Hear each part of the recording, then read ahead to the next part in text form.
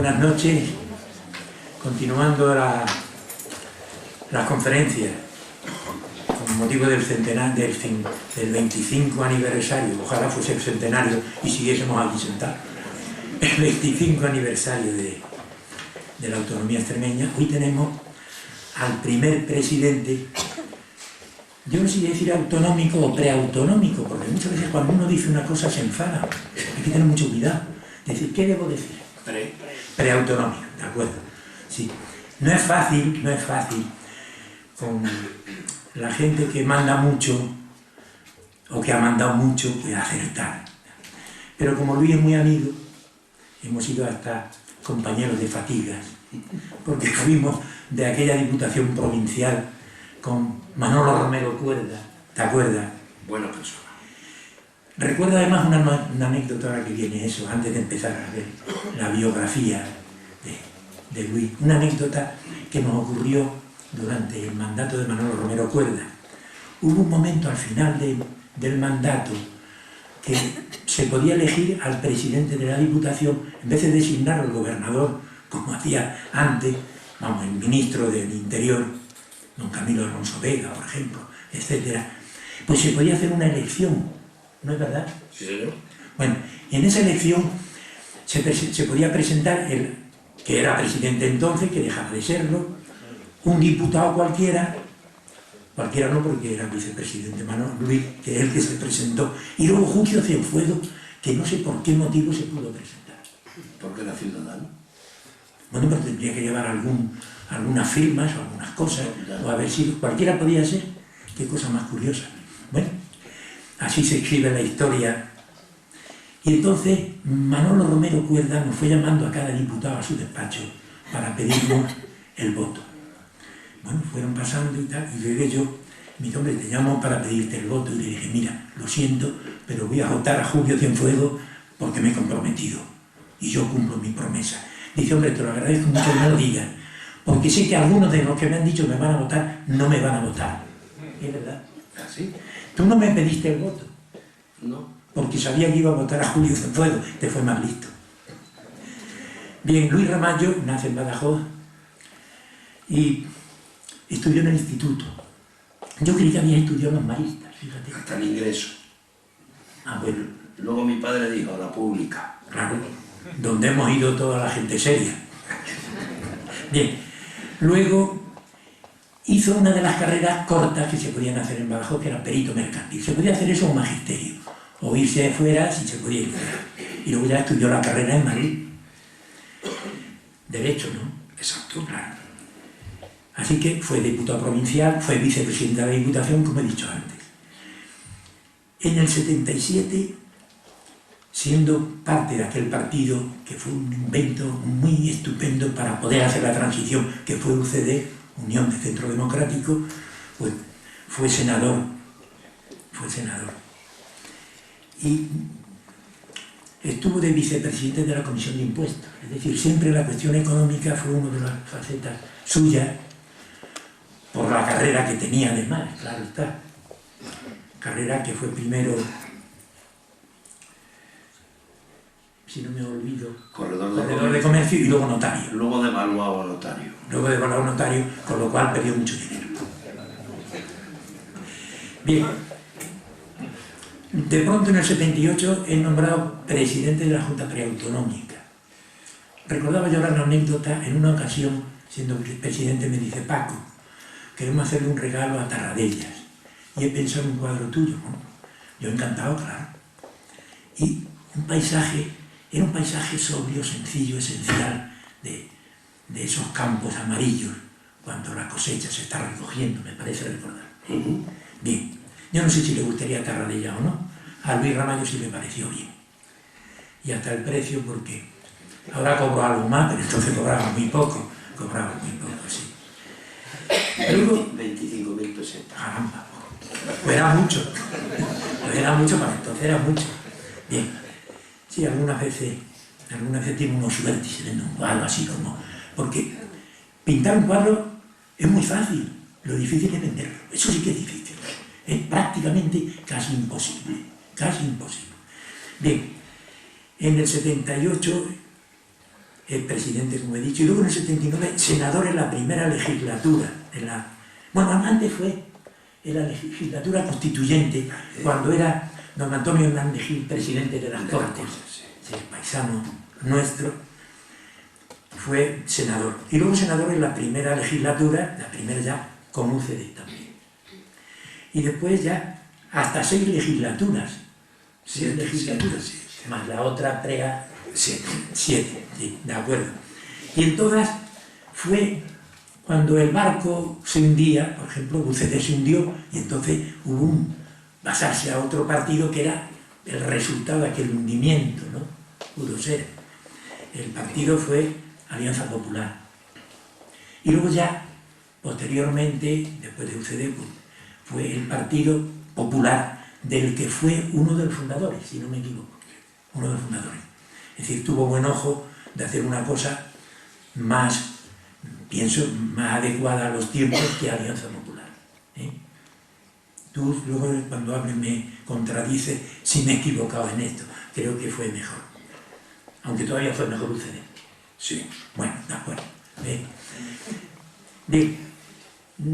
Fue además dentro del partido, dentro de la legislatura siguiente, ya no senador sino diputado en el Congreso, y fue además pues, presidente de las comisiones, por ejemplo, la de radio y televisión la presidió él. Lo mismo que posteriormente fuiste uno de los que hizo posible la ley de televisiones privadas, porque hasta entonces había sido solo la televisión pública. Bien, vicepresidente de muchas comisiones, presidente de otras y tal, sería prolijo hablar. Es mejor que él nos diga algo si quiere. De pronto abandona la política, porque le nombran de la Comisión Nacional del Mercado de Valores, que estaba muy dentro de su profesión. Y también del Banco de España, porque creo que están muy unidos una cosa y otra. Sí, era nato. De acuerdo. Luego, miembros de comisiones de Congreso y Senado, o de Congreso y Senado unidos, muchas. La que he dicho antes del Tribunal de Cuentas, por ejemplo, de la televisión privada, las leyes que hicieron posible todo eso, o del seguro privado también, cuando se hace aquella legislación. Del Fondo de Compensación de Garantía de Depósito, ahora tan de moda, sí, del anterior. Que gracias que lo han subido a 100.000 euros, si no, desde luego no se escapa nadie, no se escapa nadie. Ha sido un acierto, me parece a mí. Esta tarde en clase, pues uno se le ocurrió preguntar, precisamente por eso, y le dije, no pasa nada. Digo, usted es muy optimista. Digo, no pasa nada. A los que tengan muchísimo dinero, miles de millones, les puede pasar. A los que llegan en patera y se tienen que volver, pues también les puede pasar. Pero a la gente normal no nos pasa nada. No nos van a quitar las pensiones, ni nada. Es decir, que no hay que asustarse. Luego tú lo dices si te parece que tú sabes más que yo de estas cuestiones. Yo de lo que oigo y nada más. Bien, luego fuiste además vicepresidente de aquellas leyes sobre sociedades cotizadas. También. O luego después en la OCDE también algo parecido, el buen gobierno de las sociedades. Es decir, la reorganización de las sociedades. No es que no estuviesen organizadas, no, pero se apretó un poco más. Luego notario en el 2000. Y en esa fecha, pues, en España y en el extranjero, muchas reuniones, muchos seminarios, muchas conferencias, muchos artículos en el periódico. Y tiene muchas condecoraciones. Una de ellas, que creo que es la que más le habrá gustado, es la medalla de Extremadura. La medalla de Extremadura. Y luego después, la Orden del Mérito Constitucional, que yo no sabía que existía esa orden. Pero sí sabía que existe la Gran Cruz del Mérito Civil. Y sobre todo, aparte de la Extremadura, la Gran Cruz de Isabel la Católica. Y la medalla del trabajo. Bueno, la medalla del trabajo trabajó mucho en las Cortes, en su profesión, en todo. Siempre ha estado en primera fila, en primera línea. Y ha sido además, pues, hasta cierto punto un poco conflictivo con sus propios compañeros. Que es una cosa buena. Claro, no estar diciendo, bueno, como lo dice fulanito, pues tengo que... No, si yo pienso distinto que lo que dice fulanito, que es el jefe, pues también se puede discutir dentro de la norma de discusión que siempre ha tenido. Y por último una medalla de la amistad de un país extranjero, de Taiwán. Taiwán. Son de las cosas, lo mismo que con Rodríguez Ibarra dije que le habían hecho doctor honoris causa de la Universidad de Córdoba en Argentina, es una cosa también muy parecida, de un sitio muy lejano de pronto se acuerdan de uno, lo cual es muy bueno, que también en sitios lejanos se acuerden de nosotros. Bueno, y ya tiene la palabra Luis Ramón. Muchas gracias. ¿Aquí hay que apretar algo? ¿Hay que apretar algo aquí? No, yo creo que lo está. Bueno, por lo primero, muchas gracias por la palabra de mi buen amigo y antiguo Paco. Y completarle algo. Como ya uno tiene más tiempo, el otro día encontré esta fotografía en casa. Y somos Paco. El señor Pedraja está bastante más joven, el Paco, la nariz ya era la tuya. Ya hace mucho tiempo de eso. El pobre Manolo Romero, Pepe Arangue, que también ha muerto, otro que fue director general de ganadería, que era de Cabezalgo, no me acuerdo cómo se llamaba. Sí. Y el rey. Yo creo que era rey ya. Está muy joven, no sé yo. Podría ser príncipe entonces todavía. Y algo que comentábamos el otro día Paco y yo, y cuento la anécdota y luego ya me meto en la cosa. Y es que fueron a ver, me parece que en aquella ocasión fue a ver al rey también, desde el ayuntamiento de Badajoz. Sí. Fuiste todos con Escartín, fuiste con Sánchez Satrústegui, fueron en un taxi en el que iban 4 cada uno y los alojaron en la calle Carreta en habitaciones de 2 camas. Bueno, no, nosotros fuimos a la residencia Naco, calle de la Salud, que era residencia de 2 estrellas, tela marinera. Y al hilo de eso, Paco, recordar lo que cobrábamos en la Diputación, una dieta por asistencia a pleno de 170 pesetas de entonces, era todo lo que se cobraba. No, yo tengo una dieta del tiempo pasado. Debe ser más reciente. Yo tengo una de 1000 y pico de pesetas. No, yo me acuerdo que tengo los recuerdos del Banco Español de Crédito, sí. Bueno, por lo primero, Paco, gracias por la invitación. Y yo creo que es una feliz iniciativa este ciclo, al que han venido anteriormente ya el actual presidente de la Junta, Guillermo, ha venido también Juan Carlos Rodríguez Ibarra. Y yo quiero empezar esta intervención pues precisamente haciendo profesión de amistad con la persona con la que me he peleado más, que ha sido con Juan Carlos Rodríguez Ibarra. Son cosas de la política en la que, bueno, cuando estás en la cosa, pues a veces nos zurramos más indebidamente o debidamente, pero que es necesario en un régimen democrático. Pero luego, en la vida normal ya hemos sido amigos. Yo creo que tenemos un carácter bastante parecido, un poco brusco, quizás igual que el carácter extremeño, y bastante sincero. Por eso, y empiezo diciendo eso, porque alguna puya se va a llevar luego, evidentemente y naturalmente. Por eso, que quería empezar por ahí, nunca agradeceré más el día que en Mérida se me impuso esta condecoración. Esta y la medalla de oro del trabajo, porque las otras son como laureadas colectivas, es decir, hasta un sitio te dan la medalla, no, esas son intuito personas, y por lo tanto la del trabajo y esta de Extremadura son las que de verdad me llenaran y me llenaron así. Y evidentemente es un honor estar en esta centenaria institución, cumplí ya 192 años. La finalidad vuestra es aunar los esfuerzos de las personas preocupadas por el desarrollo cultural, científico y económico de España y en particular de Extremadura para contribuir al desarrollo de nuestra región. Recuerdo a presidentes que fueron, algunos los vi andar por la calle, los anteriores ya no me acuerdo, ha habido bastante y algunos mucho tiempo, don Manuel Jiménez Cierva, don Enrique Segura Otaño, Juan Antonio Cansino, recordado por mí, aunque senador socialista pero buen amigo, por su chalina y su manera de ser.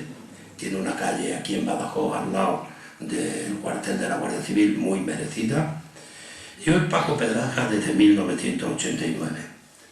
Hay un nuevo impulso en el que yo aprovecho para agradecer a Caja Badajoz lo que ha hecho por esta institución, porque evidentemente este es un foro importante, es apolítico, pero en el que se puede hablar de todo con libertad. Porque como decía Orwell, si la libertad significa algo, es el derecho de decir a los demás lo que no quieren oír. Es molesto, pero ese es el derecho que tenemos en democracia. Este nuevo Impulso pues significa, como esta mañana me he enterado, que los viejos locales, aquellos que había en el Instituto Viejo entrando por la calle Hernán Cortés, pues que yo el que veía entrar mucho era don Arcadio Guerra, al que luego me referiré, el profesor de latín, que era muy sordo el pobre, y en las clases le liábamos alguna que otra, ¿verdad? Y bueno, pues esto ya es otra cosa, y creo que sigue el archivo y esas cosas, pero Paco, enhorabuena por la iniciativa esta, y enhorabuena por la revitalización que le ha dado la institución. Creo que ha sido necesaria en el devenir histórico de Extremadura y necesaria hoy. De Paco Pedraja te faltó la anécdota algo, y es que aquella elección, lo cuento porque estas cosas a veces es bueno contarlas. Las elecciones se pueden amañar democráticamente. Era a 2 vueltas. Si no sacaba mayoría absoluta ninguno, ni Manolo Romero, ni Julio Cienfuegos, ni yo, pues ocurría que los dos que tenían más votos iban a la segunda vuelta. ¿Qué ocurrió? Dirigido por Sánchez de León, que vendrá el próximo día, se lo podéis preguntar, porque es cierto, y si lo niega es que no dice la verdad. ¿Qué ocurrió? Pues ocurrió que de Sánchez de León votaron varios a Manolo Romero Cuerda. Es así. Con lo cual, a mí me dejaron fuera. En aquel momento me molestó bastante aquello. Y me levanté y dije, todos los que me habéis votado ahora, votar a Manolo Romero. Ganó Manolo Romero quedando empatado, pero ganó porque era más viejo, tenía más edad. Así fue. Y eso completa la anécdota, pero es cierta tal cual la digo. De Paco Pedraja, pues bueno, contar que él, ¿y cómo se llamaba el nadador? Tu ayudante en la Diputación, Torres Moya, que fue un gran nadador el hombre.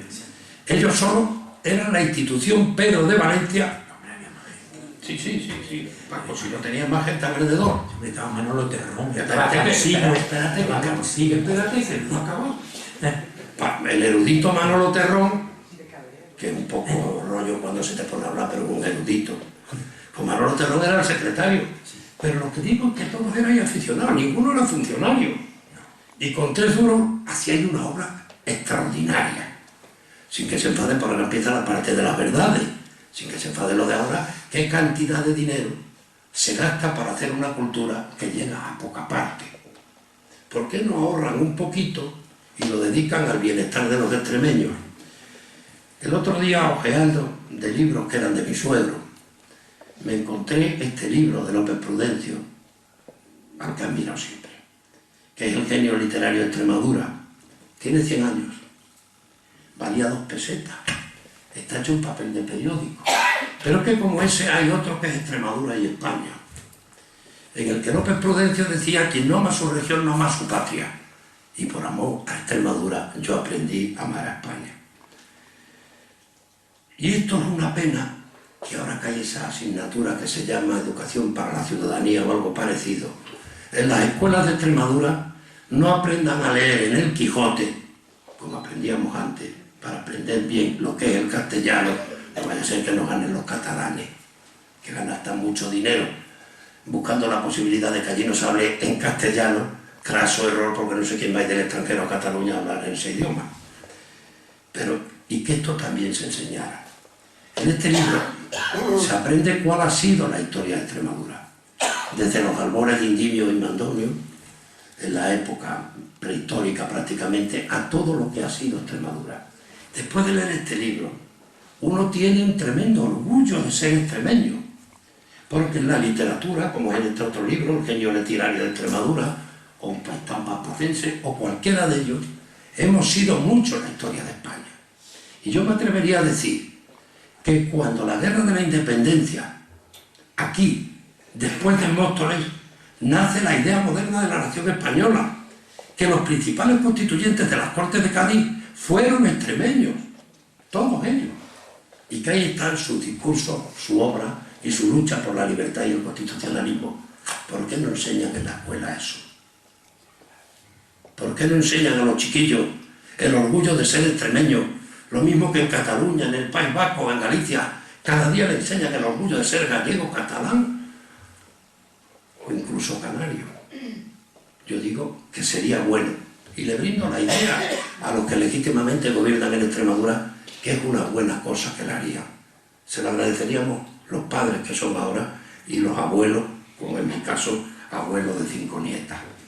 Bien, yo recuerdo que hicimos los seminarios Bravo Murillo de Desarrollo Regional. Esto era viviendo Franco. A los que vinieron Juan Velarde, Miguel Alonso Baquer, un antifranquista total, como era Trias Fargas, unos constitucionalistas catalanes que si serían antifranquistas que están en el PC, estaban en Cataluña. Y allí se habló mucho. Un recuerdo a Joaquín Suárez Generero, que trabajó mucho en aquel tiempo. Hace mucho que no lo veo, pero le tengo afecto a pesar de los muchos líos que hubo. Qué pena de la desaparición de la institución Pedro de Valencia sin mayor explicación. No podía haber sobrevivido si era prácticamente, no costaba un duro. Sí que funcionaba perfectamente. Aquí se conoce que lo que hay que hacer es acabar con lo que ha venido antes, por las buenas o por las malas. Bueno, el ciclo este de conferencias, 25 años de la autonomía extremeña. Bien, yo le dije a Paco, pues yo voy a hablar de 30 años. Si son 25, digo, no, ya explicaré el porqué. Por una razón, porque, es decir, no es explicable la autonomía sin la preautonomía. Es decir, no es explicable el niño sin la gestación y el parto. Y eso lo fabricamos, no yo solo, porque yo creo que sería absurdo venirse aquí a poner flores. Yo he hecho por Extremadura lo que he pedido, seguramente con muchísimos errores, pero de verdad también he debido fallar en muchas cosas, pero no en el trabajo intenso de defender a mi tierra e intentarlo. En aquella junta, y está Luciano Pérez Acevedo, que también perteneció a la preautonomía primera como presidente de la Diputación, en aquel gobierno de coalición que tenía el drama de ser al propio tiempo presidente del gobierno y presidente de lo que es equivalente a la Asamblea de Extremadura. El barullo es tremendo. Pero claro, hicimos una asamblea itinerante para ir acostumbrando a los extremeños a la idea de Extremadura. Luego hablaré de eso, pero no podemos olvidar que la política de la dictadura fue el separar a las dos provincias y Extremadura funcionaba como una bicicleta con dos ruedas asincrónicas. Pedía a la Universidad Badajoz, la quería Cáceres. Pedía al otro Badajoz, lo quería Cáceres. Lo pedía Cáceres, lo pedía Badajoz. La lucha de las diputaciones era eterna. Y así, con mal criterio a mi juicio, nació la universidad dividida, nació todo dividido. Y yo no digo que fuera en Badajoz en Cáceres, pero no es bueno que una universidad esté dividida. Pero en fin, lo hecho está. Y sería muy difícil explicar lo que es la autonomía sin hablar de lo que fue la preautonomía. En ese periodo de gestación yo recuerdo que definía Extremadura como un ser en gestación engendrado por su aparente pobreza y por el abandono de un país al que todo dio y que vería su nacimiento o alumbramiento con la instauración en España de un régimen auténticamente democrático, cosa que ocurrió. Es decir, ahí hay algo que yo quiero recordar de entonces, es decir, porque a mí lo que me gusta es crear conciencia regional. Y en esto adelanto que si algo ha conseguido el presidente Rodríguez Ibarra es crear conciencia regional. No me duele. Aunque solo haya sido eso, merece la pena. Merece la pena. Lo demás, luego hablaremos porque seguimos a la cola de España en muchas cosas. Cuando comienza la preautonomía, el regionalismo extremeño se asentaba más bien en bases socioeconómicas que historia. Estos son unas notas quizá buena pluma, porque claro, yo ya estoy jubilado, no tengo quien me haga los discursos ni nada, me los hago yo, me salen de aquí, no pasa nada. Porque cuando me dicen, ¿y cómo estás de la PV? ¿Y la PV qué es? Digo, la puñetera vejez, pues eso sí, pero vamos bien. Pues se asentaba, ya digo, más bien en raíces económicas que no históricas. Pero hay que decir que no es menos cierto que nuestra historia nos dice que lo que empezaba en la preautonomía no era un regalo que se nos daba, sino un derecho que se hacía vigente. En el año 1608, como nos relata el padre Foria, en publicaciones de la institución Pedro de Valencia, en su Historia de Extremadura, cuando se produce el nacimiento de la provincia de Extremadura, que recoge sus actuales límites que se ampliaban por el sur, por el norte hacia Salamanca, por el sur de Salamanca y al sur por Encinasola y Guadalcanal, que entonces era la Extremadura. Eran los tiempos en que reinaba Felipe III, ahora son las escuelas lo enseñan un poco. Y la provincia de Extremadura, ojo, no se me enfaden los de Mérida, la provincia de Extremadura, con capitanía en Badajoz. Bueno, aquí también después de los romanos hemos tenido la capital de Extremadura. Tenía 6 corregimientos. En 1700, con la llamada Guerra de Sucesión y el establecimiento de los Borbones en España, la provincia de Extremadura se consolida. Con motivo de la Guerra de Independencia, se crea la Junta Suprema de Extremadura. Esta Junta no acataba más autoridad que la de sí misma, con 3 lemas: rey, religión católica y patria. Es decir, ya estamos hablando de patria desde Extremadura, de nación española. Eso fue el 30 de mayo de 1808. El primer presidente fue don José Gayuzo y estableció el reglamento y constituciones de la Junta. En su día, por eso dije que iba a hablar de don Arcadio Guerra, cuando me hacen presidente de la preautonomía, me fui a verlo. Yo sabía, aunque yo había sido muy malo en el instituto y no creo que tuviera buen recuerdo mío, porque hacía muchas payasadas de las que hacemos los estudiantes. Me recibió muy bien, estaba más sordo todavía. Creo que vivía al lado de donde estuvo Galerías Preciados y ahora está el Corte Inglés. Y él conservaba el diario de sesiones de la Junta que conservaba él. Y fue mi primer profesor de latín en el Instituto de Badajoz, don Arcadio. Y allí leí todo esto que os estoy contando. La vida de la Junta termina en 1812 con la toma de la ciudad de Badajoz por el ejército francés. Sus miembros huyen al ser ocupada la capital durante un año, porque claro, cuando ocupan los franceses aquí hay una masacre total, ahí también se lee, no había que recordar la que hicieron. En 1812, y ahí ya entramos otra vez los constitucionalistas extremeños, por disposiciones de la Constitución de Cádiz, la Junta Suprema de Extremadura se entrega a los nuevos diputados en Cortes, que fueron de aquí. Y esto, otro escritor extremeño desconocido ahora, y nos lo enseña que Gómez Villafranca, en su obra Extremadura y la Guerra de la Independencia, que esta situación llega con pocas alteraciones al 1833, en que en noviembre se hace la distribución de España en provincias, que se inició ya en las Cortes de Cádiz. Y en virtud de disposiciones de la reina gobernadora, que era quien gobernaba entonces en España, en octubre de 1833 se crea la división vigente que llega hasta nuestra fecha y por la cual nuestra región se dividió en 2 provincias y se nos recortaron los límites por arriba y los límites por abajo. Y todo esto, el libro, como Días Gloriosos y Días Aciagos de Extremadura, de don Jesús Rincón Jiménez, otro lucha el prócer de Badajoz y de Extremadura. Y como yo decía entonces, y repito ahora, es por todo ello que el 9 de septiembre de 1978, el día que yo tomo posesión después de muchas vicisitudes que iba para mi nombramiento, bueno, ese día, como primer presidente de la Junta, se puede decir que por primera vez desde 1834 la palabra Extremadura comenzaba a tener significado pleno.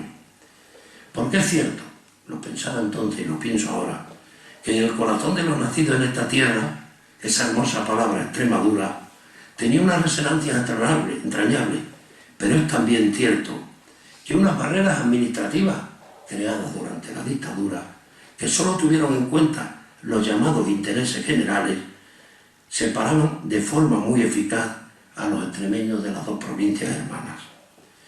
Comenzábamos aquel día, hace ya 30 años, se celebraba hace poco, a recorrer el camino que nos llevaría a obtener una verdadera identidad regional, como la tenemos hoy y lo reconozco, a través de un camino que pasaría por la consideración de la extremeñidad como un factor decisivo en la personalidad humana, social y política y jurídica de los hombres y mujeres que tenemos nuestras raíces en este trozo de la patria española. Los extremeños intuíamos, y lo intuíamos de verdad, que algún día llegaría nuestra oportunidad, que en algún momento el resto de los españoles reconocerían nuestra personalidad y nuestros hechos diferenciales, porque también los tenemos, y estarían dispuestos a tratarnos como iguales, a tenernos algún día en cuenta y a oír nuestras razones a la hora de formular decisiones sobre el futuro de España, cosa que tengo que disentir de algo que se ha manifestado en esta misma sala, porque siguen sin hacernos caso a nivel nacional, ni el PSOE ni el PP, el mío tampoco. Y en ese momento comenzó con la preautonomía como antecedente de la autonomía, de ahí los 5 años que me marqué de propina, Paco, porque había que explicarlo. Cuando comenzábamos la andadura de la preautonomía, pensaba y sigo pensando que no eran tiempos de palabras sino de hechos. Es cierto, ante nosotros había un futuro difícil pero prometedor, un verdadero desafío a la imaginación creadora de ese pueblo que ha dado a algunos de los más grandes hombres que registran la historia universal. Yo no sé por qué, últimamente parece que se ha apagado hablar de los conquistadores extremeños. Extremadura se vació. Es verdad que la gente tenía que emigrar por pobre, pero no es menos cierto que los conquistadores extremeños, descubridores que evangelizaron, colonizaron y dejaron su vida en América, no pidieron nunca nada para Extremadura. Se vaciaron allí. Es como el olvidar, parece que sea poco progresista el hablar de Gabriel y Galán, el hablar de Chamizo. Oiga, esas son nuestras raíces. Si lo poco que tenemos renunciamos, que tenemos mucho en lo que nos queda. Bien, en aquel momento, hace 30 años, yo planteé los principales retos a los que nos enfrentábamos y, entre otros, muy importante, recuerdo lo siguiente. Quizás, bueno, pues al enumerar estos puntos, luego podamos ver qué es lo que ha ocurrido con lo que hace 30 años pensábamos. Había que conseguir un verdadero espíritu regional, hecho. Había que aprovechar integralmente los recursos de la región, me da la impresión de que no, luego lo analizaré más. La corrección de los gravísimos desequilibrios de renta y de nivel de vida entre nuestros conciudadanos a nivel regional y nacional. Hombre, el Estatuto de Cataluña está ahí, y a mí me hace mucha gracia que se abran las carnes aquí los gobernantes de Extremadura ahora, diciendo, oh, el Estatuto, lo que nos cuesta, lo que va a haber de financiación, que pidan una negociación bilateral los catalanes. Oiga, ¿esto qué es? Cuando resulta que los diputados de Extremadura del Partido Socialista votaron a favor de ese estatuto, seamos serios. La reordenación del territorio y la población, algo se ha hecho. La colaboración con las regiones más desarrolladas de España para salir del foso preindustrial en el que estábamos sumidos. Voy a aprovechar una cita que hizo antes Paco. Yo, de los momentos más gratos que he tenido, porque hasta me pensé que yo era alguien. Era el tiempo que a mí me llamaban, en vez del honorable Ramadella, el orinable Ramadellas. El orinable, ese era el respeto que tenía. Lo digo, pero creo que era así, desde el otro lado. Fui a Cataluña, el señor Tarradella hizo una recepción que yo me creía, para el rey de España poco, ahí está mi mujer que lo puede decir, impresionante. Tuve grandes conversaciones con él, y aquel viejo, alguna cosa que no debió hacer, la había hecho en la República, el paso del tiempo le había dado la experiencia para saber que había que cambiar. Me acuerdo que fue a González Conejero, ahí está Juan Navarro, se acordará que era el secretario de la Junta, le hizo la entrevista al director del Hoy, y Tarradella, entre otras cosas y algunas que no quiero contar, le dijo, con respecto al terrorismo, eran los años peores del terrorismo, el año 79, cuando yo estuve allí en el mes de finales de año, y dijo, yo soy un liberal que fusila, y un garbanzo negro no puede tropear la olla de la convivencia de los españoles.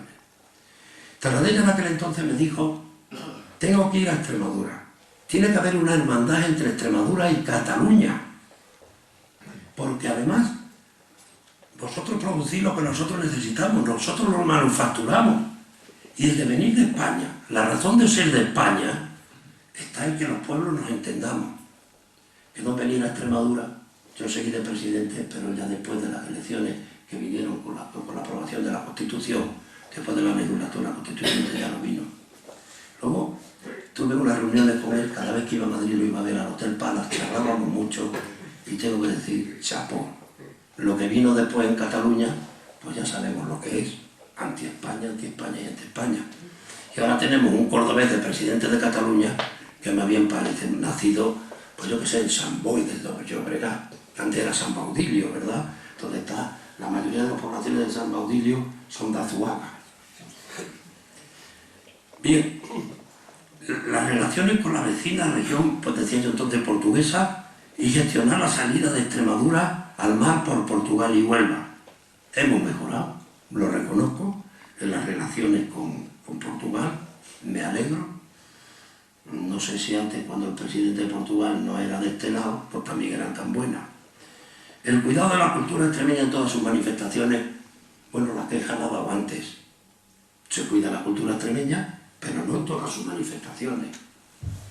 Es decir, hoy lo que se llevan los progres, no sé qué quiere decir progre, ni qué quiere decir conservador, ni qué quiere decir progresista. Lo que sí sé es que la cultura necesita más ahondar en la cultura extremeña, y no solo en lo moderno, en lo que forma la raíz de la cultura extremeña. La recuperación de la Extremadura de la diáspora. Hombre, se han hecho cosas con los inmigrantes, pero cabría hacer más. Para conseguir todo ello, yo decía entonces, y repito ahora, hace falta unidad y trabajo.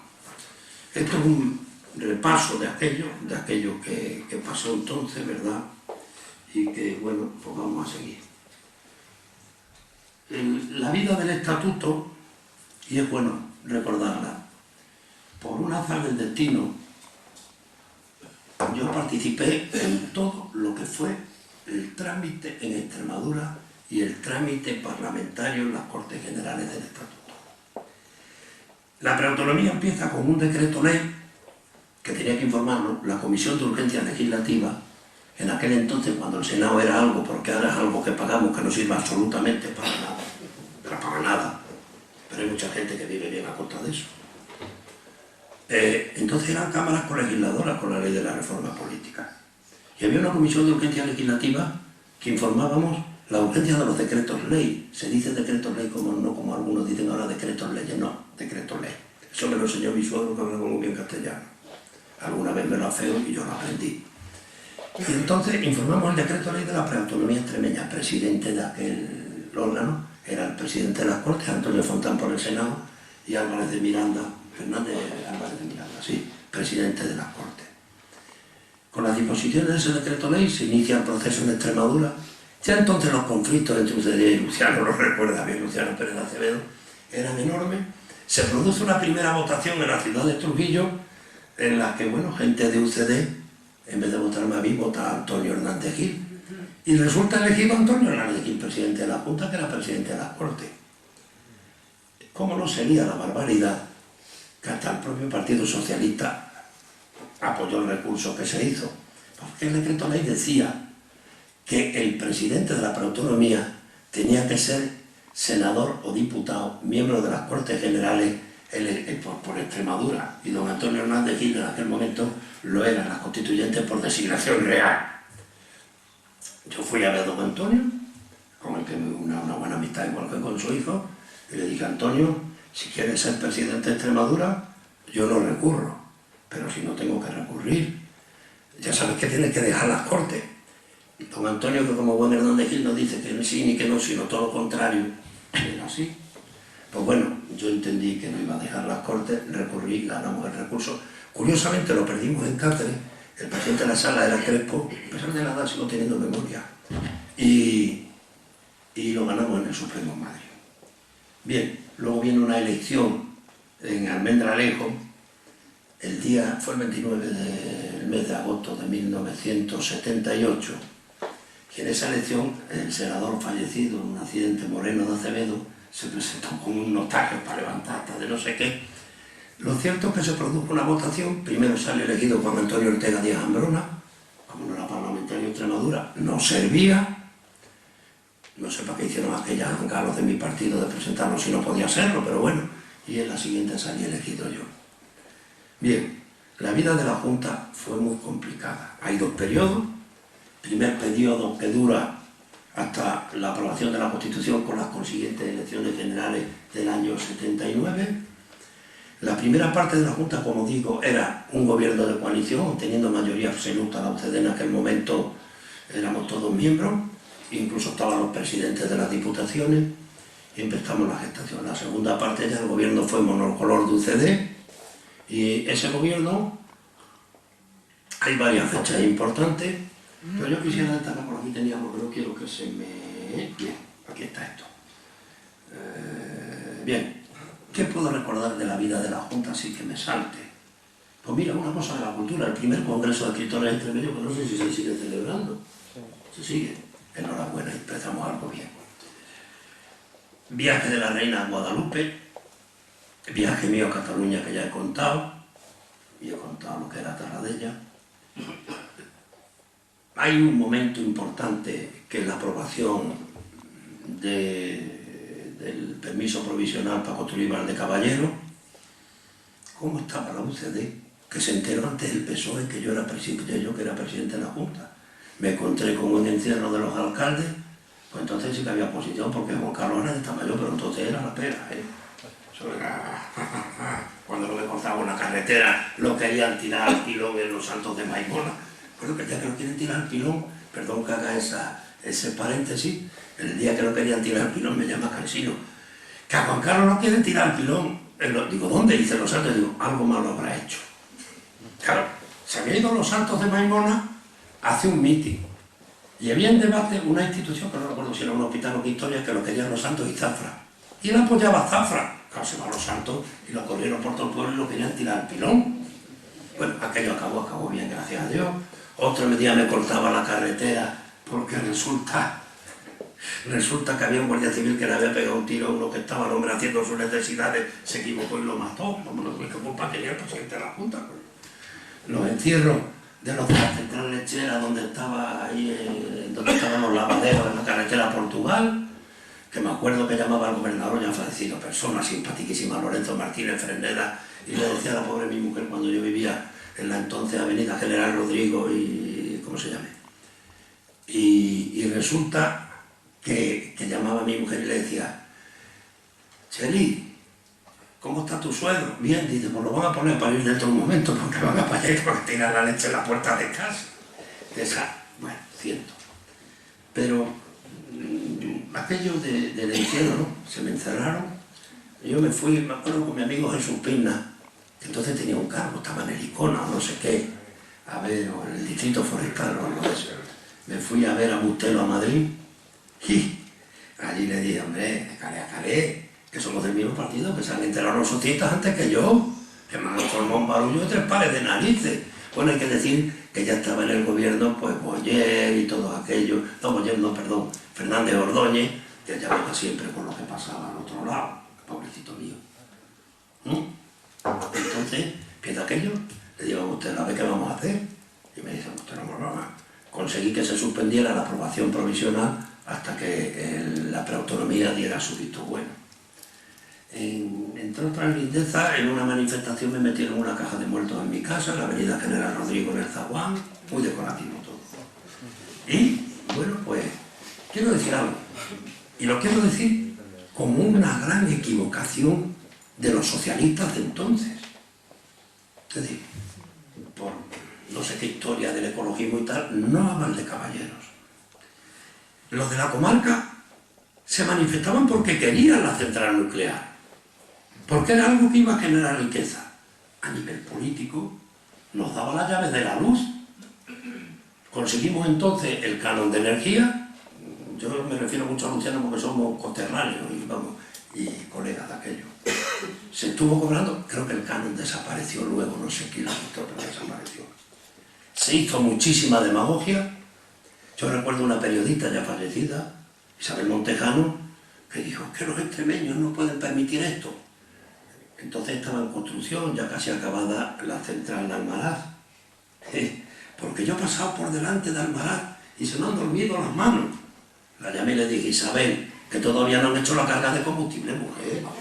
Pero se le habían dormido las manos. Como una anécdota puedo contar, que es que hago una jornada, bueno, en Plasencia, que fueron para explicar lo que era la energía nuclear, explicar que se podían hacer, que luego nos han hecho áreas húmedas artificiales, por la humedad que provoca una central nuclear. Y, caray, al final estaba mi jefe de prensa, que era un tal González Perlado, y ese caballero andante de la política, que me da un lustro, que es Tomás Martín Tamayo, pero bueno. Y Tomás Martín Tamayo, y mi jefe de gabinete de prensa, empiezan a hacerme preguntas por las centrales nucleares al final de la sesión, es decir, los propios míos. Los puse en la calle a la siguiente con apoyo del Partido Socialista, ¿verdad? A uno lo cesé de cultura y al otro le dije anda a buscar trabajo, que era el yerno entonces de Polanco. Luego, creo que, como yo he vivido mucho en la vida de aquí, me conozco el nombre de estos, los de Juanito Polanco, el restaurador. Bien, eso.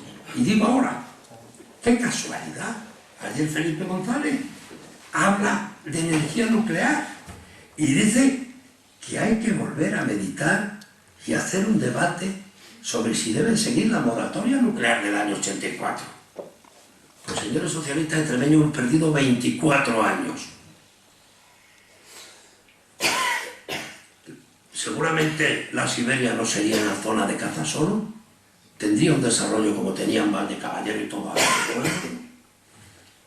Eso fue, claro que las de la OCDE eran tremendas.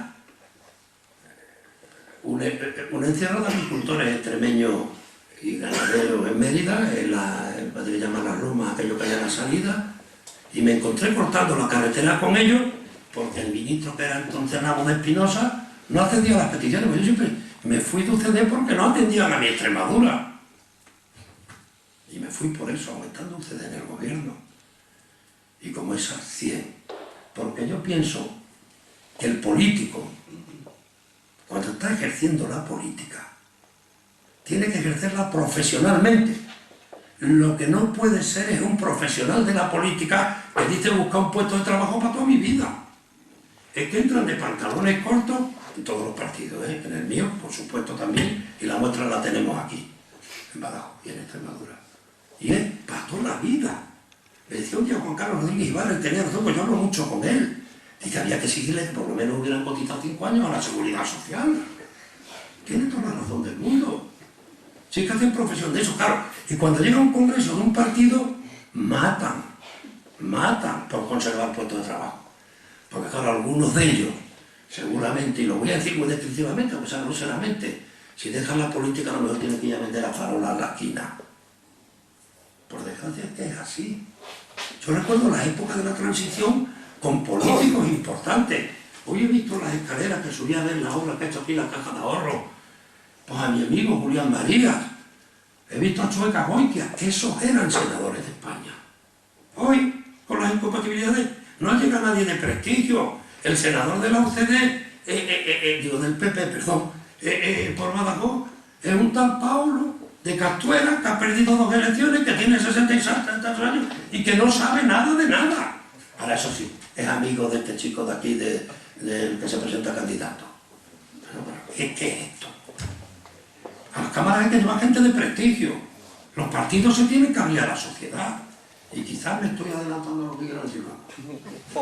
Luego vino, como bien sabe Luciano, el debate. Chacho, que me estoy yo. La cosa no va mal. El debate del Estatuto de Autonomía. Bueno, ahí tengo que decir, hay 2 hitos importantes. Un partido de por ahí extraparlamentario pidió que se abriera el debate por la vía del 151. Y eso abría el debate. El Partido Socialista se pegó a aquello y decía, madre mía, con el hábito que tenemos, con lo que sabemos de esto, la que nos vamos a pegar, como vayamos por el 151. Hablé con, entonces estaba ya Pablo Castellano Menos, mandaba llamar a Juan Carlos Rodríguez Ibarra, hasta que se quitó del medio al bueno de Pablo. Pues se lo quitó del medio, y es un mérito de Juan Carlos, se quedó solo. Y entonces le dije, mira Juan Carlos, no tenemos estructura. No tenemos ni siquiera idea de región. ¿Cómo historia vamos a ir con una competencia del 151 cuando además, cuando pasen 5 años, según las transitorias de la Constitución, podemos acceder al régimen pleno? Eso no es así. Yo voy a hacer una cosa. Entonces el presidente del Instituto de Estudios Constitucionales era Paco Rubio Llorente, que merecidamente le han dado la medalla a Extremadura ahora. Paco de vuestra confianza, aunque como Luces éramos así, lo habíamos puesto en el Centro de Estudios Constitucionales. Vamos, para más lo puso Juan Antonio Ortega, que era muy amigo suyo, y fue ministro de Justicia. Y entonces resulta, y vamos a evacuar una consulta. Nos la hizo. Y Paco me dijo, que es de Berlanga, me dijo, mira, no la he firmado yo, está en este sitio, pero la he hecho yo. O sea, que ponía lo que yo le decía. Se convenció a Juan Carlos y ya conseguimos que en una reunión que celebramos, en la misma que se legitima la bandera de Extremadura, pues yo estaba en todas las reivindicaciones con la bandera,